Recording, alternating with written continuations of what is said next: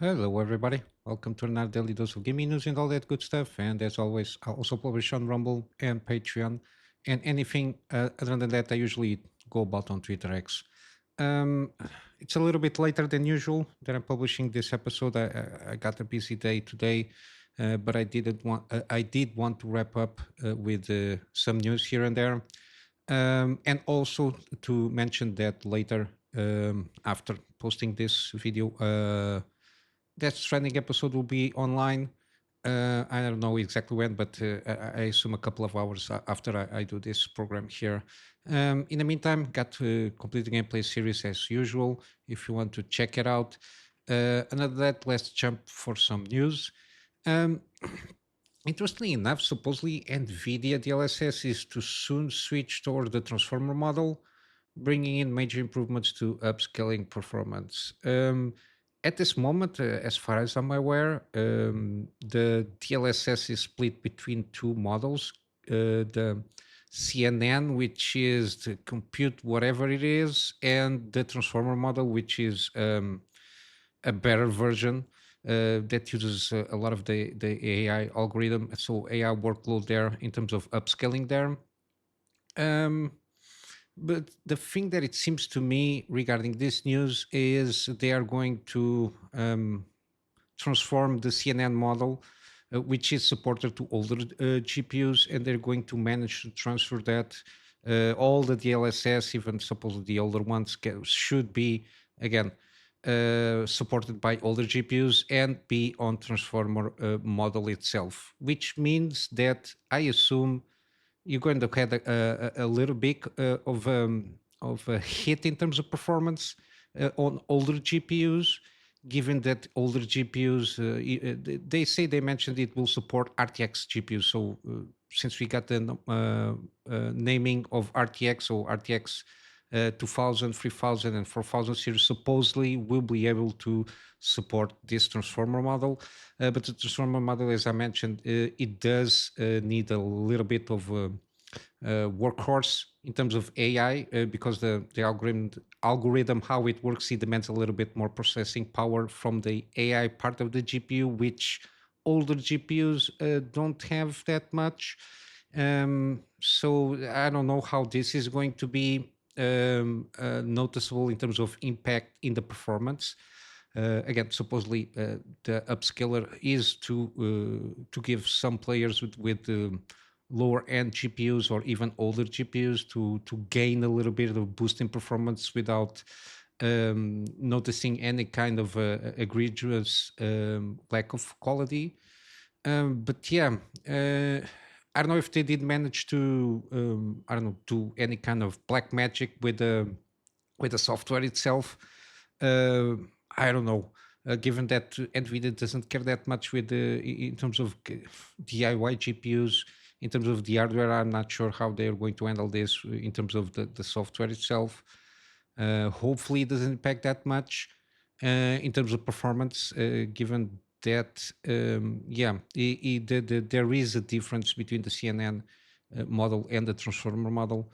I just hope it is a little bit more streamlined and it doesn't impact that much, especially on older GPUs. But yeah, for the moment, this is the information we got. Again, this comes after this release here of the SDK. Uh, Again, we will need to see comparison, side by side comparisons with older GPUs, how they were behaving with CNN model, and then how they are behaving with the transformer model to see if there is a justified reason to use it. I don't know. But suppose this is going to be the new thing for NVIDIA. They're going to translate everything through the transformer model. Let's see how this will go. In terms of games, similarly, Elden Ring, Nightreign is doing well.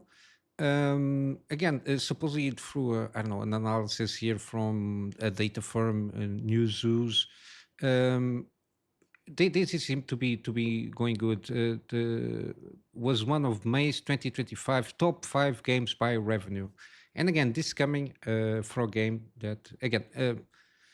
You can discuss the quality of the game whatever you want. I always assume this is going to be an experiment from software for them to test out certain mechanics, so they can see what players' feedback is, and they are tweaking. There's been a lot of patches from Elden Ring Nightreign.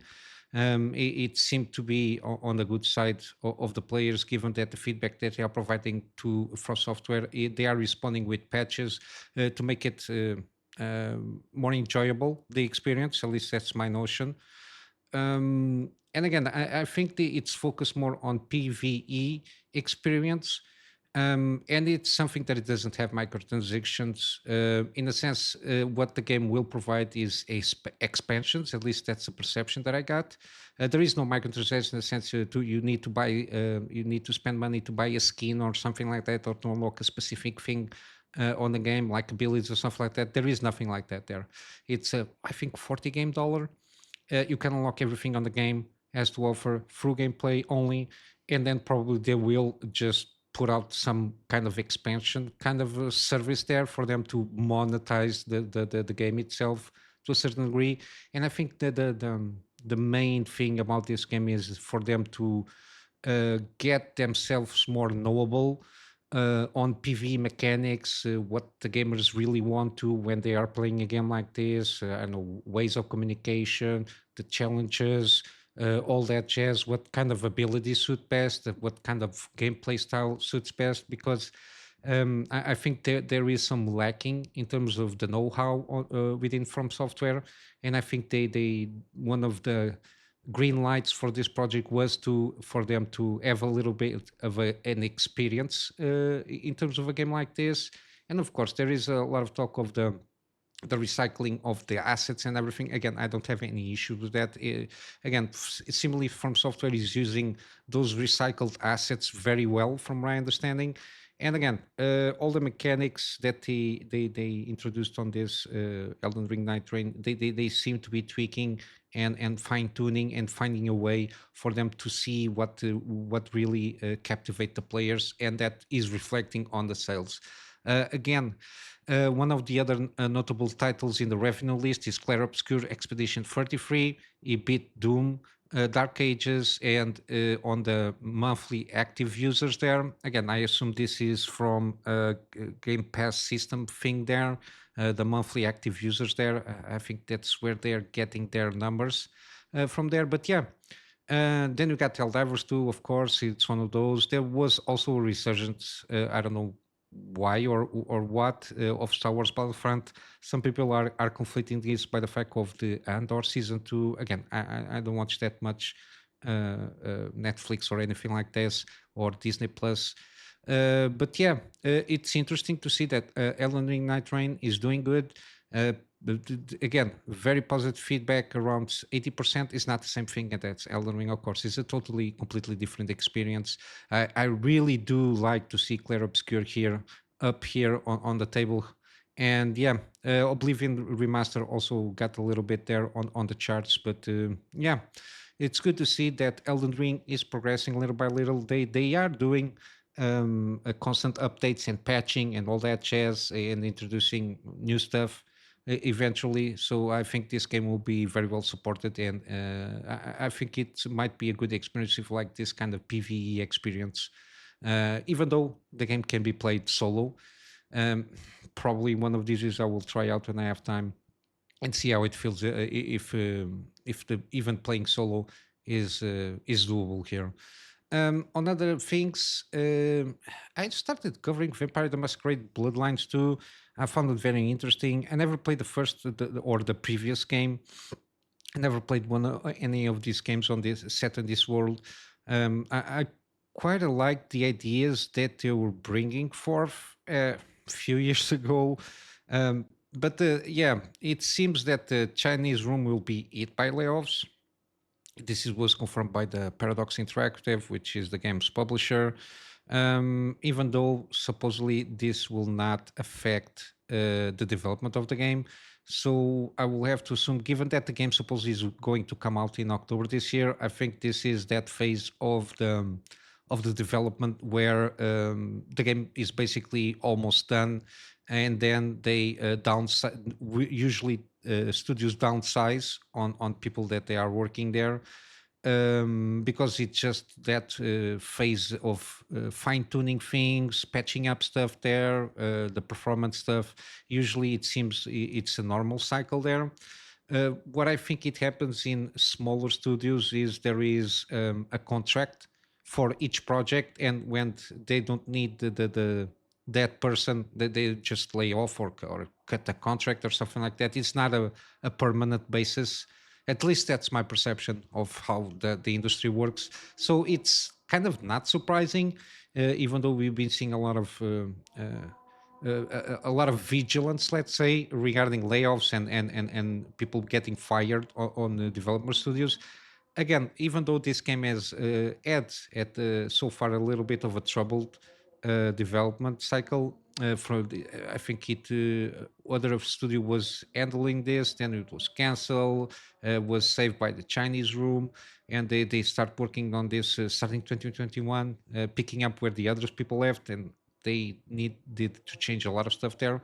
Again, hopefully this game is good. The latest dev diaries or whatever they were called, didn't seem to me very interesting. A little bit off-putting in certain aspects of the gameplay that I saw. But yeah, we'll have to wait and see how this goes. But one of the things that affect that supposedly the layoffs that are going to hit Chinese room, that the game development itself is not going to be affected by it. It lends me to believe that they are on that phase again. Given that we are, I don't know, 4 months away of the launch of the game, that they are on the fine tuning, patching up things, tidying up everything inside of the game, and they don't need that many persons there to do that. At least that's my perception. Then we got this interesting. It's the first time that I noticed this Project Motor Racing. I never saw this game announced. Again, must have slipped under the radar for me. At least I don't remember covering it. Arriving in November with full modding support on day one, which is good to see.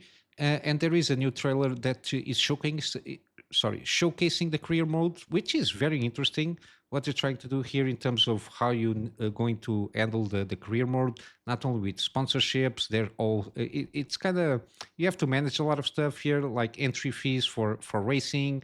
You have to take an account in terms of damage and maintenance cost, and what kind of sponsorships you are taking. They have this short trailer does really go a little bit overall on what they're trying to make here with this career mode, which is something very interesting that you usually don't see that much in racing games. Again, I never heard of the Straight Force Studios. Um, Again, I have to wishlist this and try to see what they are cooking there. But the game seems good to me. It's like a racing game. Supposedly, you will have North American, Europe, and Asian championships. So I will assume there is going to be some tracks from those continents. So it's going to be something interesting to see. And again, the thing that is one of the most interesting, to say the least, is the mod support from day one. Again, I will assume there is going to be a lot of different cars and probably a lot of tracks there. And again, different play modes, maybe. I'm not sure. It has multiplayer aspects from the trailer that I noticed that there is some menus for multiplayer. And again, you can just pick a car and drive around the usual stuff. But the career mode is what interested me more regarding this trailer. So I will try to keep tabs on this game as best as I can. But yeah, it impressed me what they are trying to do there, especially with the career mode. Then we got a little bit of a dev diary outlining, dev diary from Cronos, the new Dawn, the new game that will come up from Bloober Team. Again, the combat mechanics, again, at least for me, is nothing new. But again, this is kind of a resource management in the sense that you have to uh, again manage all the resources. For example, if you are more aggressive in your playstyle, in like shooting enemies and all that jazz, you for sure will going to be focused more on crafting more ammunition, or while defensive players that trying to be more careful probably will try to have more health packs there. So, but there is that resource management aspect to it, survival aspect to a certain degree. And again, this is going to be an horror game. But there is also a progression tree, which seems interesting. Which again, I will assume to upgrade weapons, tools, and the suit as usual. But yeah, the gameplay seems pretty smooth of what they're trying to do there. And I think fire will have a good. It's going to be a good mechanic here for you to burn the enemies, or else the new enemies that they come up, they can absorb the dead bodies to be stronger. Again, this I think is going to be interesting, and the fact that the time travel stuff there, very reminiscent of 12 Monkeys movie, very Geiger-esque in certain aspects also. Yeah, I'm very interested about this game. But yeah, we got here a deep dive on the combat itself. Again, if you're more curious about it, and I don't think it will have any kind of spoilers. But yeah, very interesting this game I'm excited to play it if possible. And then lastly, we got here an isometric narrative mystery game called Pera Coda. Was announced for consoles PC. Very interesting art style on what they're trying to do here. I think this is a Turkish studio, but yeah, it's an adventure game. I assume it's kind of a point and click stuff there. But yeah, very interesting art style.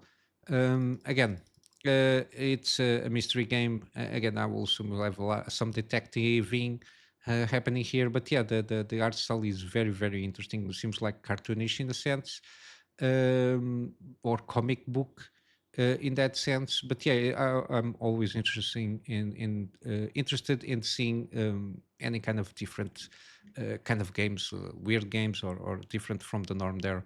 But yeah, yeah, it's on Steam for you to wish list if you like to. And of course, I will leave all the links in the articles on the description below. But yeah, for today, this is it. I'm just going to wrap up with some quick gaming deals.